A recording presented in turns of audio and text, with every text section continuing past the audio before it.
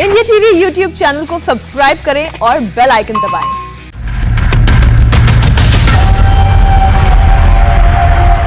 आप देख रहे हैं मुकाबला। नमस्कार, मैं हूं अजय कुमार।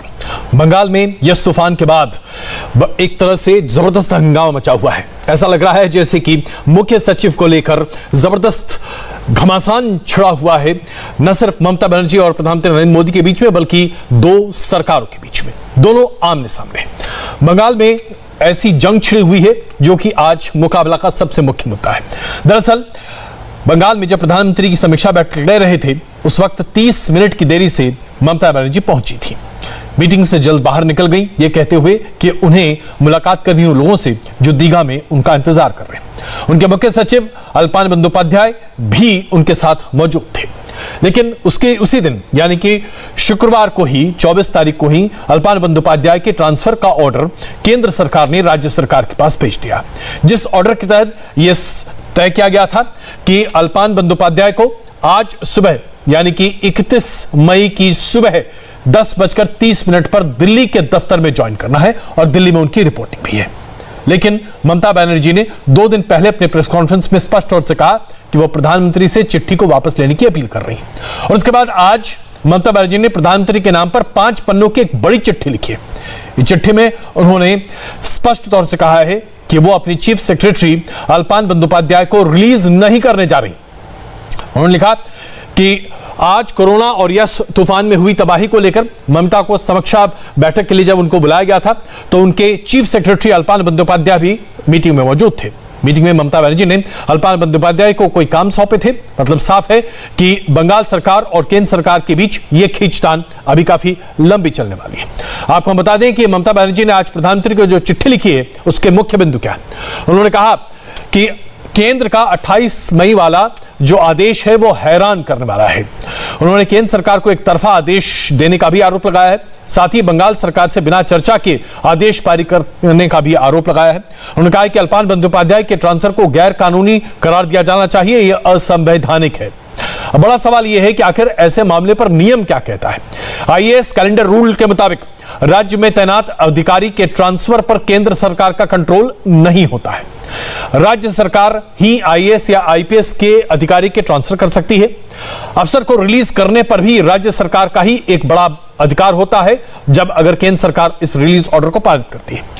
केंद्र में ट्रांसफर के लिए राज्य सरकार की सहमति जरूरी होती है, जो कि एडमिनिस्ट्रेटिव ट्रिब्यूनल रूल के 6.1 के आधार पर राज्य सरकार और केंद्र सरकार को मिलकर मानना होता है, लेकिन इसमें केंद्र सरकार का आधिपत्य है। अब आइए मैं आपको बताता हूं कि दरअसल आईएएस कैडर रूल नंबर 6.1 क्या है। इस नियम के मुताबिक राज्य और केंद्र सरकार सहमति के साथ अफसर को डिप्यूट कर सकते हैं। असहमति के मामले पर केंद्र सरकार तय करेगी और राज्य सरकार केंद्र सरकार के फैसले या फिर निर्णय को मानेगी। लेकिन यहां पर मामला बिल्कुल अलग बनता हुआ दिखाई दे रहा है, क्योंकि यह पूरी टक्कर दिखाई दे रही है। अब जिस तरह से ममता बनर्जी ने अपनी चिट्ठी में स्पष्ट तौर से लिखा है कि यह ट्रांसफर जो कि दिल्ली वापस बुलाए जाने को है अल्पान बंदोपाध्याय के जो चीफ सेक्रेटरी हैं, यह अनैतिक है, असंवैधानिक है, बिना राज्य सरकार के अनुमति के है और उसके साथ साथ इसमें व्यक्तिगत बायस है, बदले की कार्रवाई है। सीधे तौर पर इन शब्दों का इस्तेमाल मुख्यमंत्री ममता बनर्जी ने अपनी चिट्ठी में किया है। तो फिर अब सीधा टकराव है, इसके अलावा कोई रास्ता नहीं है। सवाल यह है कि इसका समाधान क्या है। समाधान जो है वो दरअसल बड़ा ही मुश्किल है। मुख्य सचिव पर अभी जो तकरार है वो कैसे खत्म होगा, इसी पर 5:10 पर इस मुद्दे पर हम बड़ा मुकाबला आपके सामने प्रस्तुत कर रहे हैं। हमारे साथ भारतीय जनता पार्टी, तृणमूल कांग्रेस, कांग्रेस पार्टी और जेडीयू के मेहमान मौजूद रहेंगे। इस पैनल के साथ हम बातचीत करेंगे और इस निष्कर्ष पर पहुंचेंगे कि क्या यह बदले की कार्रवाई है, क्या यह केंद्र सरकार का अधिकार नहीं है कि वो किसी भी आईएएस या फिर आईपीएस अधिकारी के ट्रांसफर के लिए चिट्ठी लिखे राज्य सरकार को। तो ये तमाम बातें हैं, बने रहिए हमारे साथ। ममता बनर्जी ने 5 पन्नों की चिट्ठी लिखी है प्रधानमंत्री नरेंद्र मोदी को। सीधे तौर पर अल्पान बंदोपाध्याय जो चीफ सेक्रेटरी हैं पश्चिम बंगाल के, उनके ट्रांसफर ऑर्डर पर कटाक्ष और टिप्पणी है। उनकी चिट्ठी का एक अंश मैं आपको पढ़कर बचा रहा हूं, जो उन्होंने पेज नंबर 4 पर लिखा है।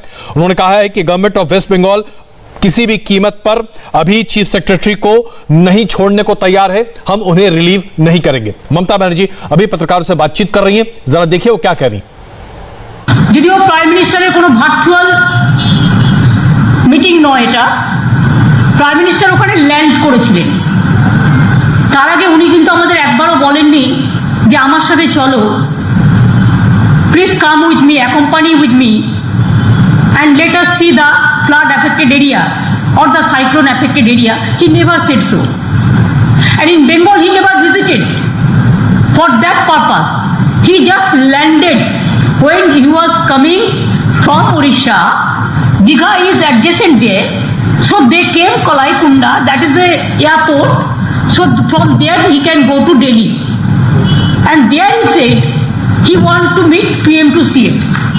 After that everything you know, and when I meet him, and details I have already said.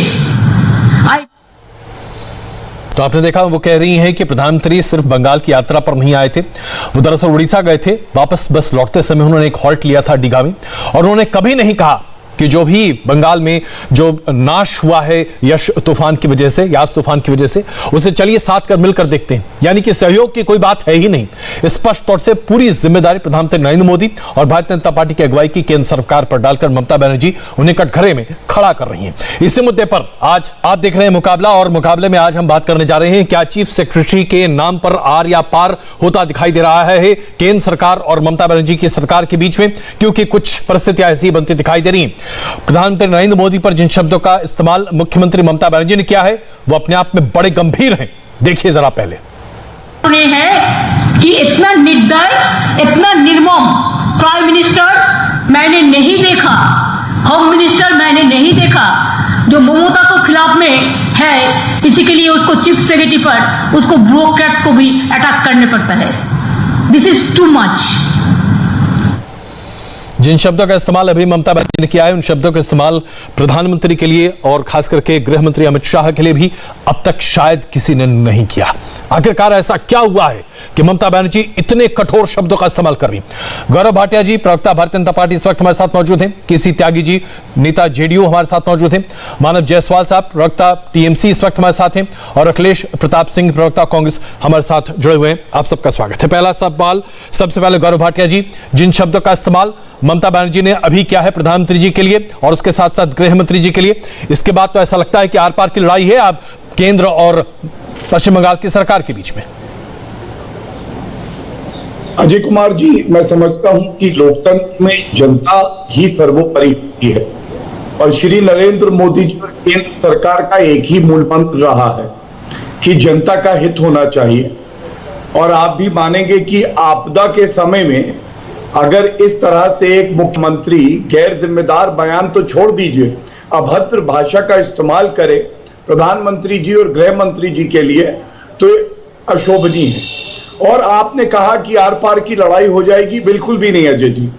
लड़ाई इस बात की है, एक तरफ भारत का संविधान है जो प्रधानमंत्री जी को भी, केंद्र सरकार को और मुख्यमंत्री और प्रदेश की सरकारों को एक क्षेत्र अधिकार देता है और उनको ताकतें देता है, और ताकत के साथ आती है जिम्मेदारी। और इसीलिए ममता बनर्जी का जो आचरण रहा है, खासकर जब साइक्लोन आ रहा है, साइक्लोन यास के लिए नागरिकों को कैसे राहत पहुंचे, उस वक्त ओछी हल्की राजनीति करना, अपने अहम को अहमियत देना, लेकिन जनता के हित को दरकिनार कर देना, ये बहुत शर्मनाक है। गौरव जी, मैं इतना ही कहूं, मैं एक कर रही है, ठीक करा लीजिए। मैं अभी तुरंत करवाता हूं, लेकिन जो चिट्ठी लिखी है ममता बनर्जी ने, उसका पहले पन्ने का एक अंश मैं पढ़कर आपको बताता हूं, और मैं आपसे इसकी प्रतिक्रिया लेकर उसके बाद फिर मानव जी के पास चलूंगा।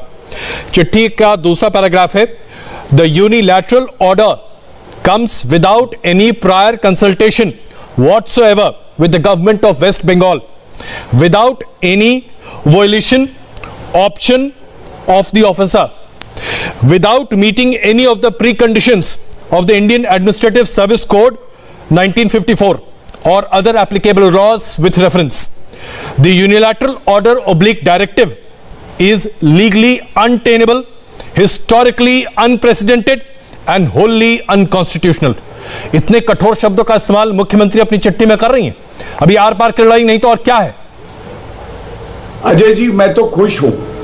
खुश इसलिए हूं कि जिस संविधान की वजह से ममता बनर्जी मुख्यमंत्री बनी और उसको तार तार किया, जो मैं आगे प्रोग्राम में बताऊंगा किस तरह से, आज कम से कम उस संविधान की याद तो आ गई ममता बनर्जी को। और पेशे से क्योंकि मैं अधिवक्ता हूं, सभी जितने व्यूअर्स हैं इंडिया टीवी के, उनके लिए मैं ये जरूर बांटना चाहूंगा, संविधान में यूपीएससी और यूनियन पब्लिक सर्विसेज जो होता है ये केंद्र का सब्जेक्ट है, department of personal and training DOPT के अंडर आता है।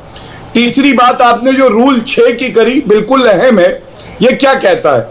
रूल 6 में कहता है कि आपस में केंद्र सरकार और प्रदेश सरकार बातचीत करेंगी जी, लेकिन अगर एक मत की नहीं होंगी तो उसका प्रोवाइजो बिल्कुल स्पष्ट कहता है कि केंद्र सरकार का ये क्षेत्र अधिकार है और वो निर्णय करेगी कि एक आईएएस ऑफिसर कहा जाता है। और सबसे बड़ी बात है, 2021 मार्च में सर्वोच्च न्यायालय में पिटीशन डाली गई, उसमें कहा गया कि रूल 6 ये संविधान के खिलाफ है, इसको निरस्त किया जाए जी। सर्वोच्च न्यायालय ने वो पिटीशन को रद्द कर दिया, डिसमिस कर दिया। ये क्या दिखाता है? ये केंद्र सरकार का निर्णय है और जनहित में केंद्र सरकार को अधिकार है। अब मैं चिट्ठी पे 30 सेकंड में आ जाऊं। उसकी भाषा देखिए, वो गरिमा नहीं रखती है कि एक प्रधानमंत्री जी और मुख्यमंत्री जी के बीच में कैसे संवाद होगा। दूसरी बात, संवैधानिक है या गैर संवैधानिक है ये तो न्यायालय को तय कर लेने दीजिए। और उन्होंने कहा है कि द्वेष भावना से लिया हुआ कदम है जी। तो ये मैलिफाइड जो है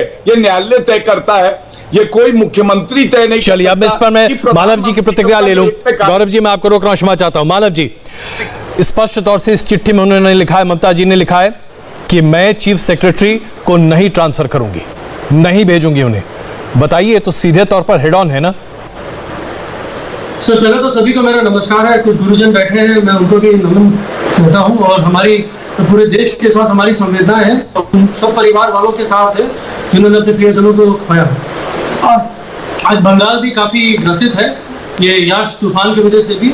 और जहाँ तक सर बात है सर आलकनंद बंदोपाध्याय जी का, वो उनका जो व्यक्तित्व है वो सिर्फ देश हित में, सामाजिक हित में और लोगों की सुरक्षा, लोगों की सेवा में ही अर्पित है। उन्होंने अपने जीवन को पूरी तरीके से समर्पित किया है और आज जिस तरीके से बंगाल कोविड मैनेज कर रहा है, पूरे देश को दिखा रहा है कि कोविड किस तरीके से मैनेज हो रहा है। और साथ ही साथ हम एक माने अकारात्मक तूफान को भी झेल चुके हैं। उसके उस समय क्या कारण है कि केंद्र सरकार को अचानक आलकनंद सर की जरूरत पड़ गई? क्या काम करवाना है उनको उनसे? 31 तारीख उनका रिटायरमेंट डेट था, हमने 3 महीने की एक्सटेंशन मांगी, आप एक्सटेंशन दे देते हैं और 4 दिन में आपका मन परिवर्तित हो गया। मन परिवर्तित नहीं हो गया सर, षड्यंत्र रचा गया कि बंगाल को खंडित किया जाए, बंगाल को त्रासदी में झोंक दिया जाए। आज इतने मुख्य हमारे कार्यवीर हैं वो बंगाल के और उनको आप छीनना चाहते हैं। इस समय आपको राजनीति करनी है। सर मैं पूछना चाहता हूं, हम प्रधानमंत्री जी का पूरा हर दिल से नमन करते हैं उनका, क्या वो प्रधानमंत्री जी का प्रधानमंत्री होने का पद का कार्य का निर्वाह कर रहे हैं कि बीजेपी के प्रमुख प्रचारक का निर्वाह कर रहे हैं? क्यों वो भूल जाते हैं कि वो देश के प्रधानमंत्री? अच्छा मानव जी, वो बीजेपी के प्रचारक नहीं है। मानव जी, मैं बड़े विनम्रता से आपसे कुछ एक सवाल पूछना चाहूंगा। मैं जानता हूं कि मैं अपने बाकी मेहनत से थोड़ा ज्यादा वक्त आपसे ले रहा हूं, लेकिन जरा पहले ये बताइए कि एक व्यक्ति जिसको 3 महीने का एक्सटेंशन मिला है केंद्र सरकार की वजह से और केंद्र सरकार की अनुमति के साथ ही मिला है, आपके प्रस्तावन पर ही मिला है, तो 3 महीने का ही तो एक्सटेंशन है। जाहिर सी बात है पूरी बंगाल की सरकार सिर्फ एक व्यक्ति के दम पर तो नहीं चल रही होगी। सर जाहिर सी बात है कि हमारे को पता है कि उनमें क्या खूबियां हैं। हम तो जानते हैं कि वो किस तरीके से प्रांत के प्रति समर्पित हैं। हमारे प्रमुख कार्यवीर हैं वो पूरे प्रांत के। और आज जो विकट समस्या है मानव जी, सबसे पहले तो मुझे समझना पड़ेगा कि कोई भी आईएएस अधिकारी किसी प्रांत का नहीं होता। आईएएस अधिकारी केंद्र का अधिकारी होता है, वो किसी भी प्रांत का अधिकारी नहीं होता। ये बात तो स्पष्ट मानिए आप जी। सर वो देश का होता है, बिल्कुल। हमारा प्रांत इस देश का हिस्सा नहीं है। नहीं, आपने कहा प्रांत को समझते हैं, इसलिए मैं उसको स्पष्ट करना चाहता था। ऐसा नहीं है कि बंगाल कैडर का आईएएस अधिकारी सिर्फ बंगाल को समझता है, वो उसी तरीके से उत्तराखंड को भी समझेगा। नहीं 100% समझेगा, लेकिन सर हमने तो मांगा था 3 महीना एक्सटेंशन, हमको उनकी जरूरत है, हमारा प्लान है, हमको कंटिजेंसी प्लान में उनका पूरा परस्पर काम है उनका कि भैया इस आपातकालीन स्थिति में किस तरीके से हमको, हम सर एक शस्त्र जो हमारे बोलते हैं, अगर मैं उनको बोलूं वो हमारे शस्त्र हैं। क्यों सर हम इस कोविड में अपने एक शख्स को भी चलिए, अगर मैं आपकी इस बात को अभी मान भी लूं कि क्यों, इस क्यों का जवाब हम तलाशने की कोशिश करेंगे बहस में, लेकिन आज जो प्रेस कॉन्फ्रेंस में ममता जी ने जिन शब्दों का इस्तेमाल प्रधानमंत्री जी के लिए और गृह मंत्री जी के लिए क्या अपने प्रेस कॉन्फ्रेंस में एक मुख्यमंत्री के तौर पर, क्या ये उनको शोभा देता है? क्या बात कर रही है? निंदनीय कार्य हुआ ना, यही तो बोल। मैं दोबारा आपको सुनाऊं, मैं अपने प्रोड्यूसर साहब से कहता हूं आप दोबारा सुनिए जरा, ममता जी ने आज क्या कहा है प्रधानमंत्री जी को और गृह मंत्री जी को, एक बार फिर सुनिए।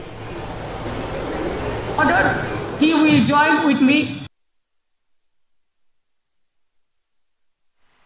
as a chief advisor of chief minister, and additional also there is a charge, ATI also he will take care.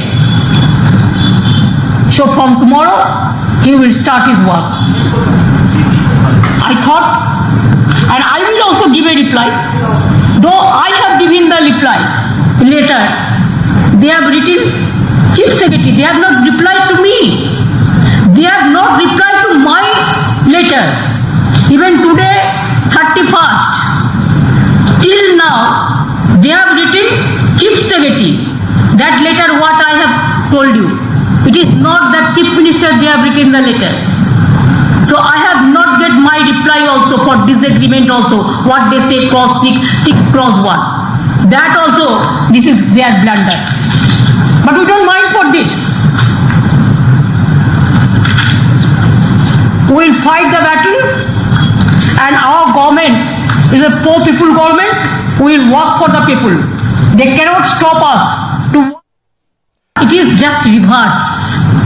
प्रतिशोधमूलक आचरण, बीच में ये बड़ी खबर अभी सामने आ गई। प्रतिशोधमूलक आचरण ये है कि इतना निर्दय, इतना निर्मम प्राइम मिनिस्टर मैंने नहीं देखा, होम मिनिस्टर मैंने नहीं देखा, जो ममता को खिलाफ में है, इसी के लिए उसको चीफ सेक्रेटरी पर उसको ब्यूरोक्रेट्स को भी अटैक करने पड़ता है। This is too much. तो अभी अपने दर्शकों को बड़ी खबर हम बता दें कि मुख्य सलाहकार के तौर पर अभी अल्पान बंदोपाध्याय को ममता बनर्जी ने अपनी सरकार का नियुक्त करने की बात कही है। और उसके साथ साथ मानव जी, आपने सुना होगा मुख्यमंत्री जी ने क्या कहा है प्रधानमंत्री और गृह मंत्री के बारे में, अब तो आप बताइए। जिनको दुख नहीं है कि इतने सारे लाशों के अंबार लगे हुए हैं गंगा में, और आज वो भी चाहते हैं कि हम अपने इंपॉर्टेंट जो कार्यवीर हैं हमारे, उनको छीनना चाहते हैं, वो कौन से ममत्व का निर्वाह कर। अब शब्दों का इस्तेमाल ठीक है, अब शब्दों का इस्तेमाल बिल्कुल ठीक है प्रधानमंत्री जी के लिए, कहीं कोई दिक्कत नहीं है, आप जो चाहें सो बोल सकते हैं। निर्मम और निर्दय, ये दो शब्द है ना, ये अच्छे शब्द है जो कार्य का उन्होंने निर्वाह किया है, जिस तरीके से बैकडोर तरीके से आज। चलिए, केसी त्यागी जी हमारे साथ मौजूद हैं, वरिष्ठ नेता हैं जेडीयू के, और इन्होंने जितने संसद में कार्य गुजारा है, शायद हमारी उम्र भी उतनी नहीं है। त्यागी साहब, इस तरह के शब्दों का इस्तेमाल प्रधानमंत्री जी के लिए क्या ये अपने आप में सही है किसी तरीके से?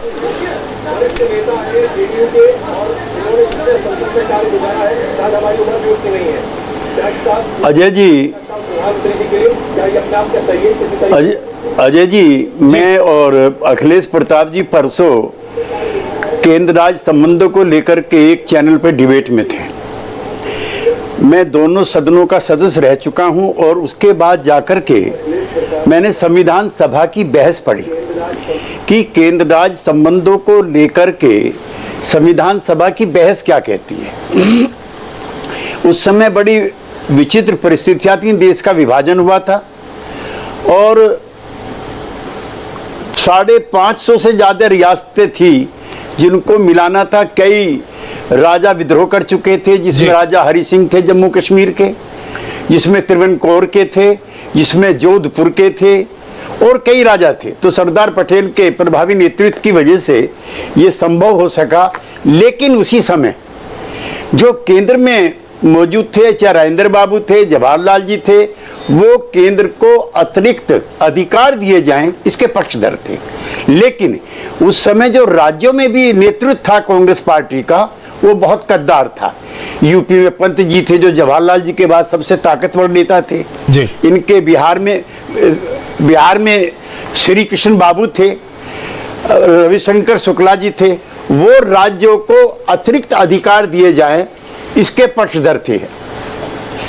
लेकिन बाद में सर्वसम्मति से जो चीजें तय होती हैं, उसमें केंद्र जो है वो बड़े भाई की मुद्रा में है और उसके अधिकार ज्यादा हैं, लेकिन राज्यों को भी संघवाद के ढांचे का हिस्सा मान करके आगे बढ़ा जाएगा, इस तरह का है। हमने सारा पढ़ लिया वो, उसमें हमें ना तो ये भाषा कहीं दिखाई दी जो आजकल इस्तेमाल हो रही है, ना अंतर विरोध ये दिखाई दिए। बहुत अच्छा होता, हमें भी ममता जी के साथ काम करने का मौका मिला है। पिछले उनका जब चुनाव था, नीतीश जी और हम उनके शपथ ग्रहण समारोह में गए, हमने भी आदरपूर्वक उनको बुलाया था। जब हमारा आरजेडी से विवाद हुआ तो हम भारतीय जनता पार्टी ने और हमने मिलकर के वहां पे सरकार बनाई। वो पश्चिमी बंगाल की सबसे बड़ी नेता हैं और आकर के पटना धरने पर बैठ गई कि नीतीश कुमार जी को क्या अधिकार है बीजेपी के साथ सरकार बनाने का। तो ये राज्य का नेतृत्व तय करेगा। ममता जी खुद बीजेपी के साथ रह करके सरकार बना चुकी हैं और पटना में धरने पर बैठेंगी कि नीतीश कुमार क्यों बीजेपी के साथ मिलकर सरकार बनाएंगे। तो केंद्रों की भाषा, राज्यों के बीच के जो विवाद है उनको एक तो व्यक्तिगत नहीं बनाया जाए।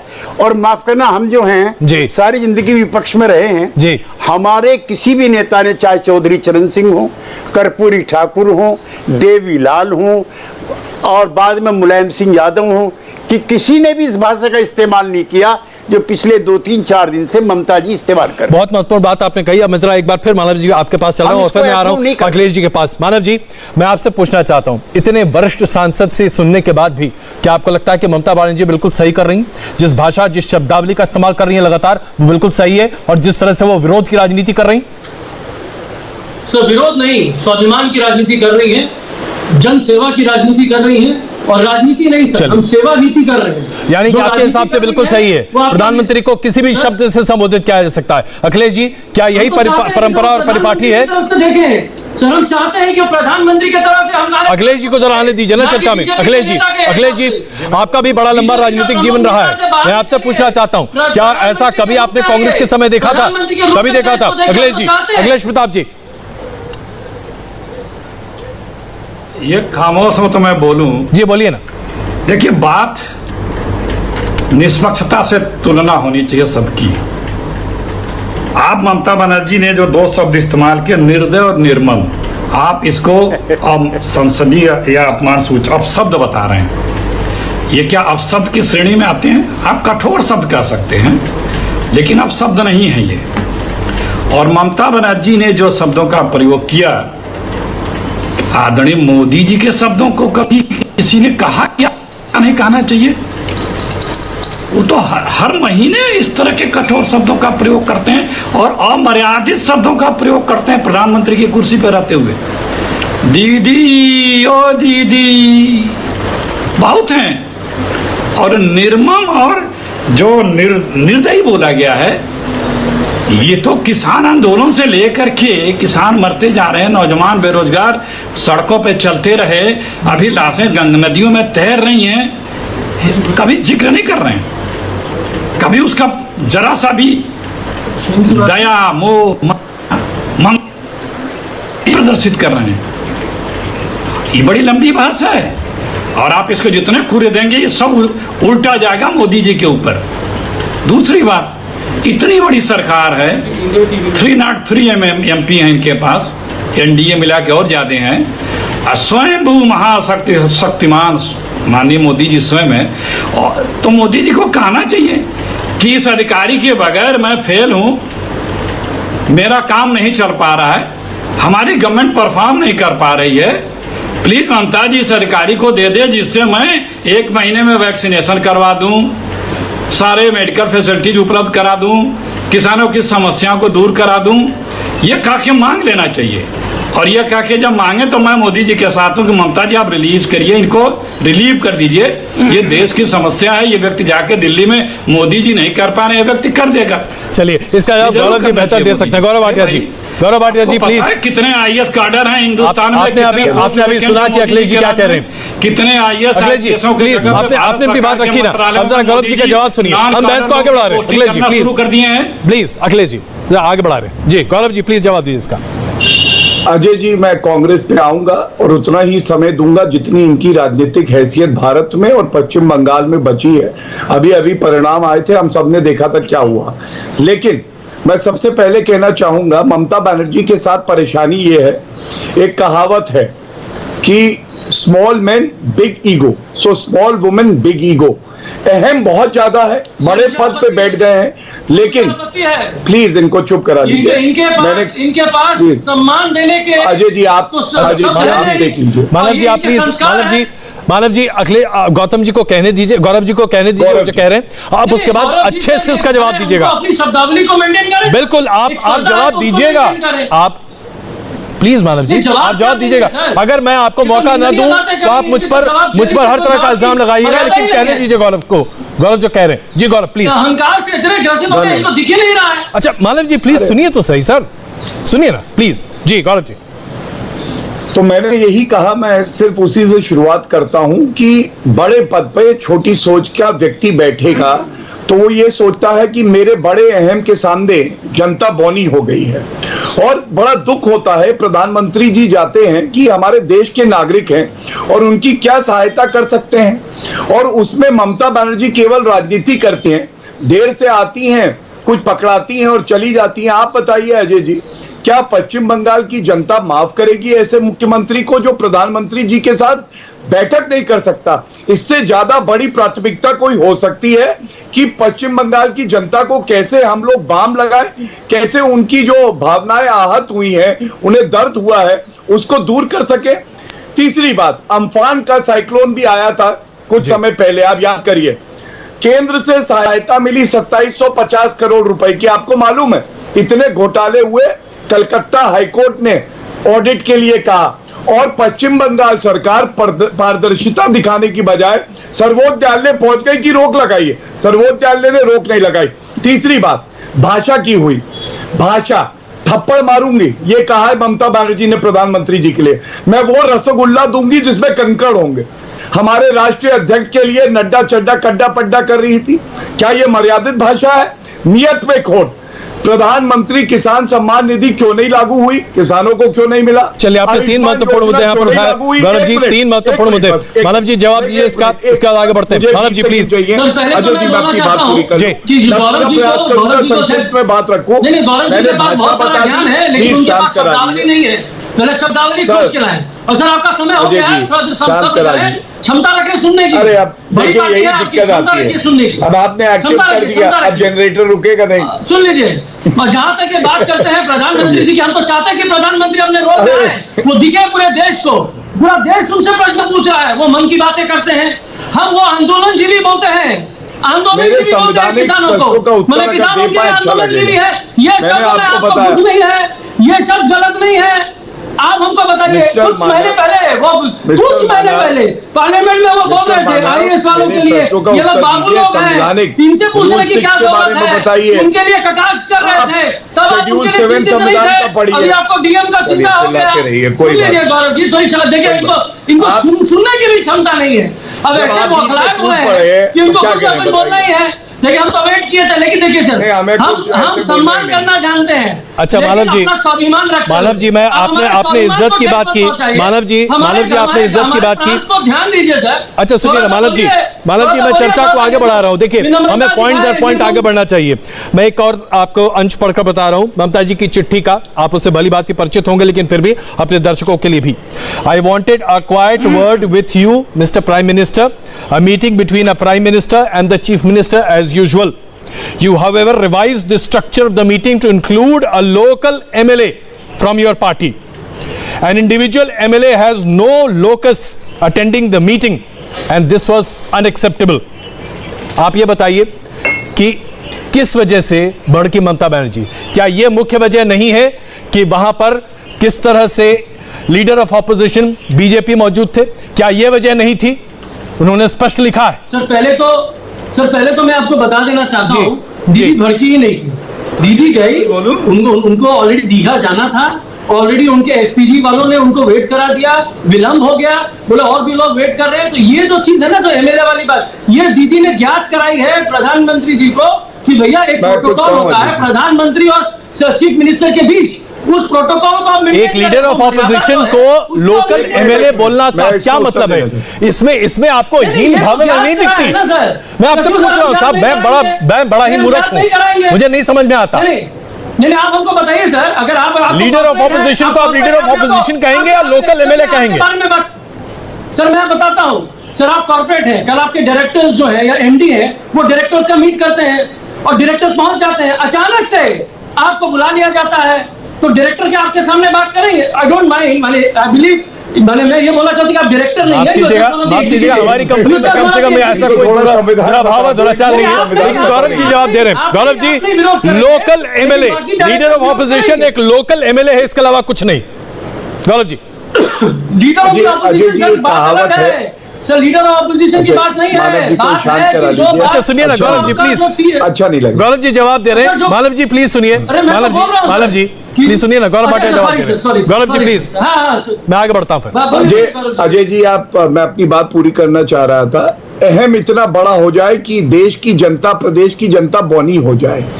इनको ये एमएलए से खींच क्या है मैं आपको बताऊं।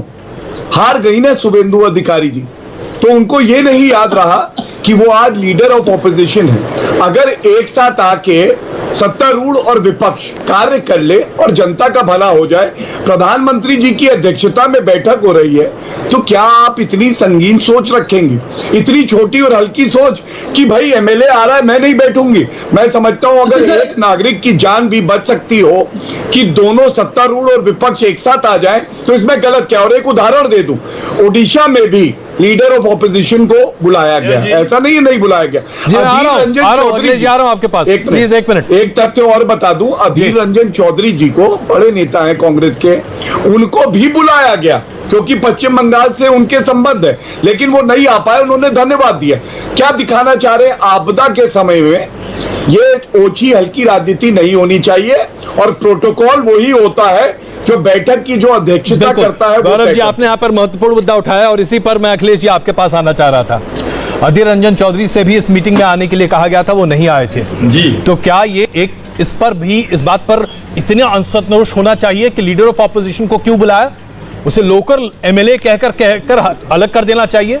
मुलाकात सिर्फ और सिर्फ प्रधानमंत्री और मुख्यमंत्री के बीच में होगी, बाकी कोई नहीं होगा। अखिलेश जी,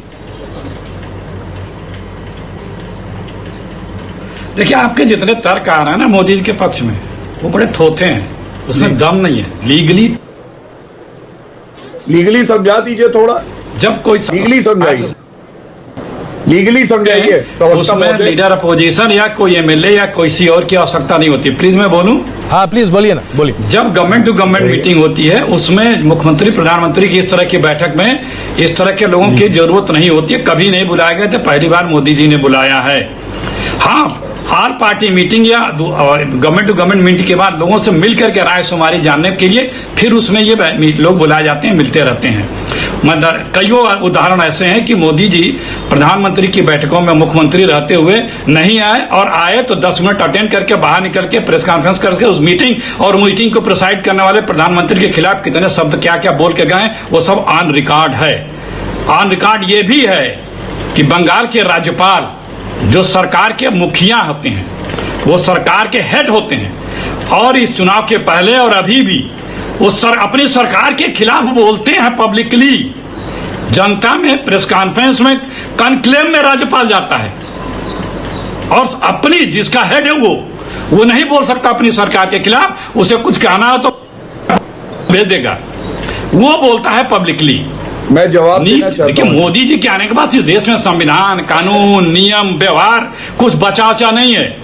कैसे किस तरह से चुनी हुई सरकारों को लूटा, गिराया, डिस्टेब्लिश किया, विधायकों को तोड़ा, राज्यपाल 3 बजे 3 लोग होते लेते हैं महाराष्ट्र में, एक राज्यपाल, एक मुख्यमंत्री, एक कैमरामैन। तो ये अनीतियां जो हैं, जो इनके साथ नहीं है, जो इनसे असहमत है, जो गैर भाजपाई है, उसको किसी भी तरह से उनको रौंदना है, तोड़ना है, तोड़ना है।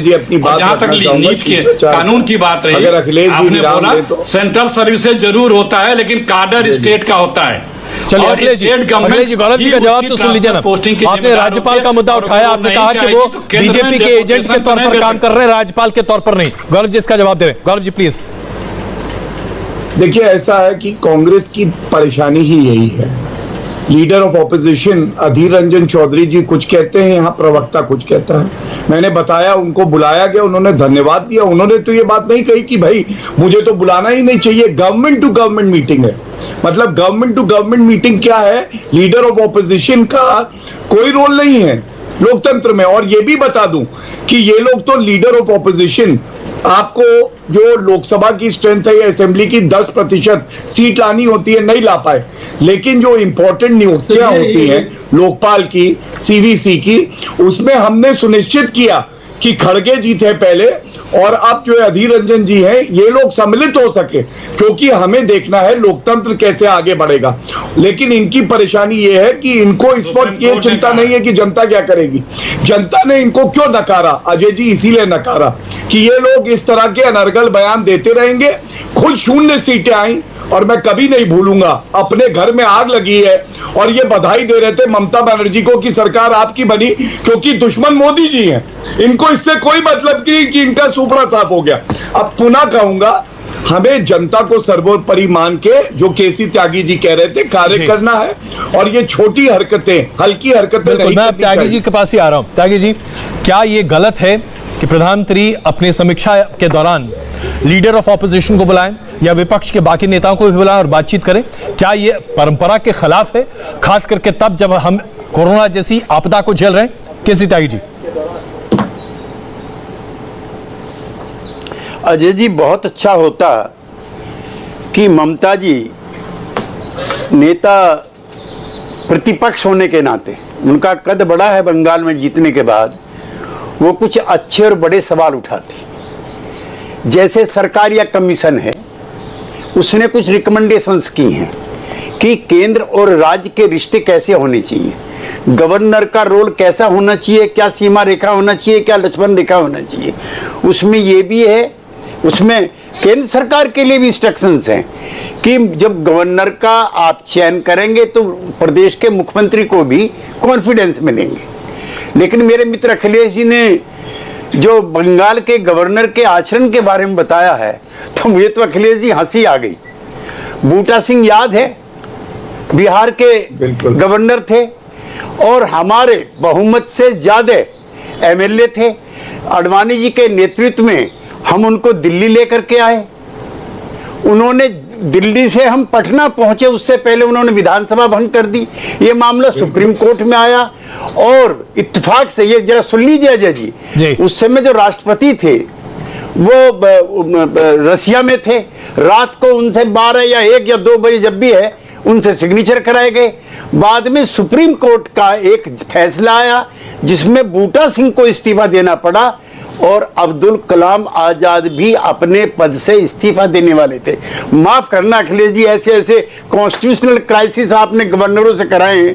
एनटी रामाराव का बहुमत था, जवाब दूं, आपने उनकी जगह में एक आदमी को बना दिया। रामाराव की सरकार को गिराने से लेकर 2014 तक कांग्रेस का इतिहास कितना गौरवशाली रहा है, हमें याद है। जी अखिलेश जी प्लीज। नहीं, जरा मैं जवाब दूं? जी जी प्लीज। मैं जवाब दे रहा हूं। 67 सालों में राज्यपाल की 1-2 भूमिकाओं पर प्रश्न उठाने वाले आदरणीय त्यागी जी से मैं अपेक्षा करता हूं कि कृपया वो जो उत्तराखंड में बीजेपी की सरकार ने किया था, चुनी हुई सरकार के मंत्रियों विधायकों से इस्तीफा लेकर के और फ्लोर ऑफ द हाउस न करा करके किस तरह से कराया, और अंत में सुप्रीम कोर्ट से जाकर के वही फैसला हुआ कि बहुमत का फैसला हुआ होगा। गोवा, तो बूटा सिंह ने जो किया, महाराष्ट्र, मध्य प्रदेश, कर्नाटक सिंह ने जो किया ठीक है। और सुनिए प्लीज, दर्जनों हैं और नॉर्थ ईस्ट के अलग है। अखिलेश जी, इसमें क्या सरकार की जो कांग्रेस ने ही शुरुआत की थी, जिसकी लाठी उसकी भैंस, जो स्पीकर का था। ना अखिलेश जी, जो शुरुआत तो कांग्रेस ने की थी ना, इस बात को आपको मानिएगा ना। राजस्थान में जिसकी लाठी उसकी भैंस, जिसकी सरकार उसका राज्यपाल। मुझे ये तो कांग्रेस ने ही शुरू किया था ना। 3 लोग बोल रहे, मुझे सुनाई नहीं दे रहा है। अच्छा चलिए, मैं फिर दोबारा बोलता हूँ। जिसकी लाठी उसकी भैंस, कांग्रेस ने शुरू किया था ना। मैं कह रहा हूँ, अजय कुमार कह रहा हूँ, किसी गलत काम से तुलना करके उसको, तो वही तो मैं पूछना चाह रहा हूँ आपसे। आप अभी जो त्यागी जी ने सवाल उठाया, अगर तो आप मानते हैं ना कि गलती हुई आपसे? नहीं प्लीज प्लीज प्लीज प्लीज, एक मिनट, बड़ा महत्वपूर्ण है अखिलेश जी। आप मानते हैं ना कि कांग्रेस ने पहले बहुत गलतियां की हैं, राज्यपाल के पूरे पद का बेजा इस्तेमाल किया है, आप मान रहे हैं ना? तो इसलिए मोदी जी करेंगे। नहीं, आप मान रहे हैं कि नहीं? पहले मानिए। इसलिए मोदी जी आप करेंगे। मान रहे हैं कि यही नहीं? आप कह रहे हैं ना अजय कुमार जी? ना आप इसलिए मोदी जी करेंगे। कौन कर रहा है, नहीं कर रहा नहीं है, मैं आपसे पूछ रहा हूँ। शुरुआत आपने की थी, आप मान लीजिए कि हर राज्यपालों को गुड्डे की तरह आप इस्तेमाल करते रहे। यही तो आप जस्टिफिकेशन दे रहे हैं, और क्या कर रहे हैं? चलिए, कम से कम इस बात की मुझे बड़ी खुशी है कि आज कांग्रेस के प्रवक्ता ये मान रहे हैं कि उन्होंने ऐसा किया है। गौरव जी, इन्होंने ऐसा किया है, करते रहे हैं, आप उनसे सीख रहे हैं क्या? नहीं, मध्य प्रदेश में क्या हुआ? तो भाई तो पूछ रहा हूं मैं, गौरव जी से पूछ रहा हूं। आपने मान लिया, बड़ी अच्छी बात है। कम से कम इंडिया टीवी पर आपने अखिलेश जी माना कि कांग्रेस ने राज्यपालों को गुड्डे की तरह इस्तेमाल किया, स्टैंप की तरह इस्तेमाल किया। बड़ी अच्छी बात है। हम लोग गौरवान्वित नहीं हुए, चाहे इमरजेंसी रहा, चाहे जो भी कमियां रही हो, हम लोगों ने हमेशा उसे स्वीकारा है। और चलिए, बड़ी अच्छी बात है, मानता हूं, बड़ी अच्छी बात है। गौरव जी, आप सीख रहे हैं, आप गलत एग्जाम्पल से सीख रहे हैं, गर्व नहीं महसूस करते हैं। बोले बीजेपी के लोग जी, गौरव जी जवाब दे रहे हैं आप, बीजेपी के साथी बोले कि अखिलेश जी, गौरव जी जवाब दे रहे हैं आपको। गौरव जी जवाब दीजिए सर। बोले गोधरा कांड में मुझे शर्मिंदगी है, हमने जो अभी इतने सरकारें गिरा के बदली हैं, उसमें हमें शर्मिंदगी है। सुनिए तो सही, सब कुछ आप ही बोल दीजिएगा तो कैसे बोलेंगे? गौरव जी, अजय जी, देखिए अजय जी, हाँ तो ये बोल क्या बोलवाइए, देखिए बोलवाइए, देखिए क्या और कोई कहता है, इससे मुझे फर्क नहीं पड़ता। बोलवाइए, मैं आपको सर्वोच्च न्यायालय के 2 जो जजमेंट्स है उसके बारे में बता दूं। ये आजादी के बाद सच्चाई है कि करीब 90 बार हुई सरकारों को बर्खास्त किया गया है कांग्रेस द्वारा। ये इतिहास है, और ये भी इतिहास है कि सर्वोच्च न्यायालय ने कहा कि जो राज्यपाल का पद है उसको राजनीतिक बनाने वाली कांग्रेस पार्टी है। मैं केवल एक बात कहूंगा, संविधान से चलना चाहिए। और बड़ा बोलता हूं, ममता बनर्जी को मुद्दा यह है कि क्या पश्चिम बंगाल के राज्यपाल, चलिए गौरव जी, मुद्दा यह है क्या पश्चिम बंगाल के राज्यपाल राज्यपाल का कार्यवाहन कर रहे हैं? अखिलेश जी प्लीज, अखिलेश जी आपने कहा ना, जवाब लीजिए, मैं जवाब ले रहा हूँ। का नियम है अजय जी, अखिलेश जी, अगर आदेश नहीं मिला है, प्लीज शांत कराइए। अजय जी, बड़ा महत्वपूर्ण सवाल है, मैं उत्तर देना चाहता हूँ, अगर ये शांत हो जाए तो। अच्छा अखिलेश जी, आपने कहा ना कि मैं जवाब दूं, मुझे ये मौका तो दीजिए सर, मेरे पास 4 मिनट ही वक्त बचा है, प्लीज। गौरव जी, अजय जी, बार बार आरोप में उत्तर बिल्कुल, वो क्या बात करेंगे आप? मौका भाई अखिलेश जी, आप कुछ नहीं बोलेंगे, आप मुझे ही नहीं बोलने देंगे, आप मुझे ही नहीं बोलने देंगे, तो फिर बात क्या होगी साहब? जो 8 अखिलेश जी देखिए, हम लोग के बहुत पुराने संबंध हैं, थोड़ा सा तो मुझे थोड़ा सा स्कोप दीजिए ना। अखिलेश जी, थोड़ा सा स्कोप दीजिए प्लीज। गौरव जी, अजय जी, बीजेपी के राज्यपाल जो लूट के सरकारें बनाई उसके बारे में क्या? अखिलेश जी, कम से कम हमारे 30 साल के संबंध का तो थोड़ा सा प्लीज। सब सहज सवाल चाहिए। चलिए गौरव जी, जवाब दीजिए इस मुद्दे का कि क्या बंगाल के राज्यपाल बीजेपी के रबर स्टैंप के तौर पर काम कर रहे हैं, ठीक वैसे जैसे कांग्रेस के राज्यपाल रबर स्टैंप के तौर पर काम करते थे, हाँ या ना? मैं अजय जी मई के महीने की ही घटना की बात करता हूं, और मैं दर्शकों पे छोड़ दूंगा, वो बताएंगे कौन सही है कौन गलत करते हैं। ठीक 2 मई को जैसे कांग्रेस की प्लीज मैं अजय जी नहीं ऐसे कर पाऊंगा, बड़े बोले प्रवक्ताओं से मैं लड़ने नहीं आया। ये सवाल है ऐसे नहीं, ये सवाल क्या है? ये क्या है? लूट ली जा रही है, वो नहीं पूछ सकते हैं। इनसे कांग्रेस की सरकार राज्यपाल के रबर स्टैंप बन के बुरा लग जाएगा, रबर स्टैंप नहीं, गलत है, बदतर काम कर रहे हैं। ऐसे अभद्र चुनी हुई सरकार को गिरा रहे हैं। सवाल प्लीज मत बुलाइए, मेरी रिक्वेस्ट है। आप, मैं शांत हो जाता हूँ। अच्छा चलिए अखिलेश जी, आपको निराशा हो रही है तो मैं क्या कर सकता हूँ? मैंने तो वही कहा जो आपने कहा। मैं अपनी बात, गौरव जी जवाब दे रहे हैं, आप उनको जवाब तो देंगे या फिर जवाब देने का अवसर भी नहीं देंगे? आप ही जज, ज्यूरी और एग्जीक्यूशनर हैं, आप तय कर देंगे, वही हो जाएगा, बाकी किसी को बोलने की आवश्यकता नहीं है।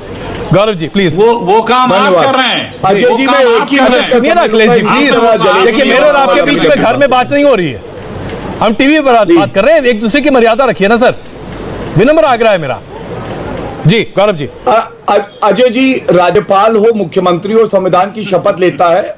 2 मई को जब नतीजे आए उसके बाद पश्चिम बंगाल में हिंसा हुई या नहीं हुई, राज्यपाल ने अगर ये कहा कि ये हिंसा नहीं होनी चाहिए और ममता बनर्जी को सुनिश्चित करना है कानून व्यवस्था बनी रहे, तो क्या ये गैर संवैधानिक है?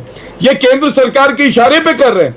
अगर राज्यपाल ये नहीं करता है, और मैं बता दूं जो राज्यपाल है जगदीप धनखड़ जी, वो खुद एक अधिवक्ता है, वो संविधान का सम्मान हमेशा करेंगे। उन्होंने जो कहा वो जनता भी कह रही थी कि चुनाव आते जाते रहेंगे, किसी निर्दोष की अगर जान चली जाती है तो उसकी जिम्मेदारी। गौरव जी, मैं आपको बीच में रोक रहा हूं, मुझे एक आखिरी जवाब लेना पड़ेगा मानव जी से, क्योंकि आपने जो मुद्दा अभी उठाया और बंगाल से संबंधित है। मानव जी, आपका जवाब सिर्फ 30 सेकंड, इतना ही वक्त है मेरे पास, प्लीज मानव जी। सर, मैं बताना चाहता हूँ, ये जो प्रतिशोध की राजनीति आप बता रहे थे ना, ये कांग्रेस ने किया, इसलिए बीजेपी कर रही है। ये बीजेपी कर रही है, ये प्रूव हो गया कि वो प्रतिशोध लेना चाहती है। ये अपने आहार को मान नहीं पा रही है। जिस तरीके से इनके मुंह को कालिक पहुंचाई है, यहाँ की जनता ने दिखा दिया है कि अहंकार से नहीं, प्रेम से ही राज्य चलेगा। आपको राज धर्म निभाना है, आपको बीजेपी धर्म नहीं निभाना है। और जहां तक हमारे गवर्नर साहब की बात है, वो गवर्नर रोल में तो दिखेगा ही नहीं है, वो तो बीजेपी के प्रमुख बांग्लादेश में ममता सुप्रीम कोर्ट बनाया हुआ है, वो तय करता है कौन क्या करेगा। इस मुद्दे पर हम लंबी बहस करेंगे कि बंगाल के राज्यपाल को किस नजरिए से देखा जाना चाहिए, लेकिन मुख्य मुद्दा तो यह है कि जिस तरह से आज बंगाल और केंद्र सरकार के बीच में भिड़ंत है, यह अपने आप में बड़ा अफसोसजनक है। इसमें कहीं कोई दो राय नहीं है, क्योंकि ऐसा कतई एक अधिकारी को लेकर तो नहीं होना चाहिए था। आप सबका बहुत धन्यवाद इस चर्चा में शामिल होने के लिए। बंगाल के मुख्य सचिव का विवाद फिलहाल लगातार इस तरह से बढ़ता ही चला जा रहा है। अल्पान बंदोपाध्याय को ममता बनर्जी ने मुख्य सलाहकार नियुक्त कर दिया है।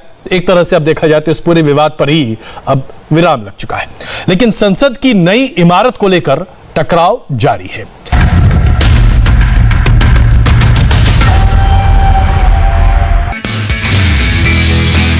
नमस्ते, मैं हूं मीनाक्षी जोशी।